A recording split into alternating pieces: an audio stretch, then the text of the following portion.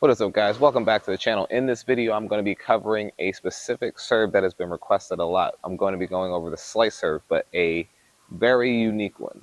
The slice serve has a bunch of different ways that it can create pressure, but in this one, we're going to be talking about the big slice serve, the one that not only carves away from your opponent, but also does it fast enough that they don't have time to catch up to it. So let's get into this week's video where I have to cover that topic.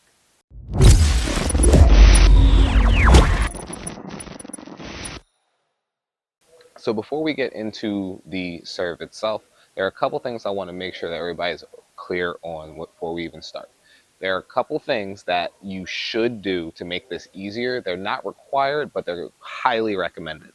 For example, a continental grip is a thing that I highly recommend. I have seen people holding the racket like this, and they're able to do it, but it's not that easy. So my recommendation being a continental grip, which allows you to manipulate your hand. Other thing is pay attention to your toss location. Tossing the ball off to the side is going to force you to rotate around the ball more, making it more difficult to hit through. I recommend having the toss more in line with you or barely off to your side. And then the other thing, this is something that a lot of people kind of go in and out with. I think that you should be able to turn your body comfortably away from the serve. That way you create more distance between where you're starting and where you're finishing. That's going to help you generate more speed, or basically give you more time to get your racket up to speed, which is going to give you the result of making sure that slice serve not only turns, but also moves quickly. So swinging the angle over just a little bit, and also as you can see, I raised it up a little bit. What I want you to do in order to develop this skill is practice your flat serve. And I know people are like, well, I thought I was learning how to hit a slice serve.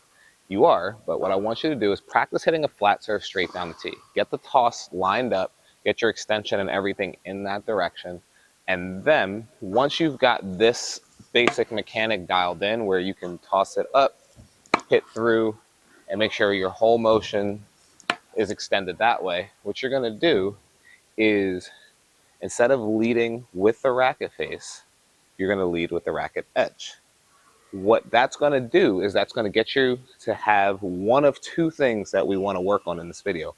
One is angle of path, and the other is angle of rotation. I'm going to cover them both kind of separately. But the angle of rotation is what this is going to do. The racket's pointing over there, but my racket's traveling down the line. What that's going to do is that's going to create more side spin, but also push the ball that way without me actually having to push the racket over there. A lot of people make the mistake of trying to bring the racket around to this side, and that's one of the main reasons why the ball ends up moving slower. Taking a flat motion and extending through the court, and then just adjusting your racket angle from this to this, the ball's going to move faster, and you can hear that pop off of the serve rather than hearing that sound there where people are kind of hooking around it. So if I was to flip it to this angle here, watch the way that the racket travels toward the camera because I have it set right near the center line. I'm hitting a flat serve down the tee, and then I'm hitting a slice serve out wide. And the motion is basically the same. Reach forward, extend out, reach forward, extend out. But you can hear the sound changing even though my body's not doing a lot of extra mechanics that are going to make that obvious to my opponent. In the last video we covered where we talked about being able to disguise it, you want to make sure everything kind of looks more uniform, which is going to make that serve even more effective because a person doesn't have the ability to lean to the side because they see that the toss kind of goes away from your body. The other thing that makes this way more effective is your body mechanics are basically the same except for just adjusting your hand. So you don't have to work on retiming rotation or leg bend or extension. Everything's going to be moving through the same way, and all you have to do is just adjust the way that your hand is moving. Now there is another way to do this, and this way is actually not one of my favorite ways, but it is effective, and I know people who do it this way, so I'm going to show it to you as well. Hitting a flat serve out wide, where you're just getting the ball at the top of the contact like you would normally hit on a flat serve, and just working on getting the outward angle where you can just hit straight out that way, and then carving around it just slightly is the other option, where you basically are hitting a flat serve with your racket slightly tilted. What that's going to do is that's going to not sacrifice the pace of a flat serve, and then you're also going to have that little bit of tail. Now the difference between this one and the other one that I just covered is the curve that the ball is going to take is going to be less severe, but the angle that the ball is going to be traveling at initially is going to be sharper.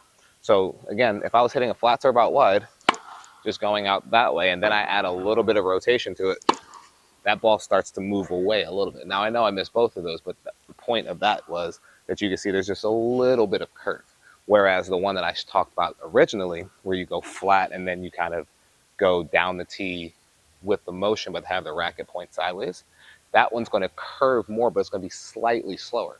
Slightly slower meaning like 5 miles per hour, not that the ball's going to be moving at a snail's pace. So that one would be more like this. And as you can see, both of them move that way. It's just whichever one's more comfortable for you. So going over those again quickly, you've got aiming down the tee with a flat motion and then just coming at that same motion with a racket angle that's this way. Or you've got aiming out wide with a flat motion and then rotating around it just slightly. Both work, both are effective. It's all going to come down to which one is comfortable for you and which one you think you can repeat over and over again. The main thing you're going to want to make sure that you're doing is you don't change anything but those things. You want your toss to be consistently not over here so the person can't lean and predict it, because even if it's fast, it's not effective if they already know it's coming. The other thing that you want to do is make sure all your body mechanics are the same except for these little adjustments, again, so that the person can't lean to that side. I've hit really, really fast serves that people have a read on, and that makes it very ineffective.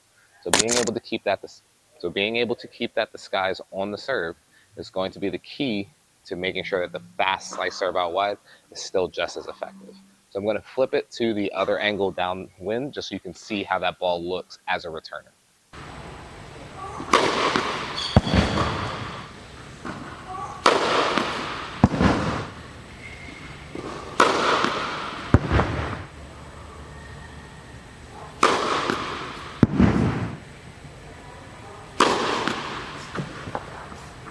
But that's going to wrap up today's video, guys. If you know anybody that would benefit from this, please send it off to them.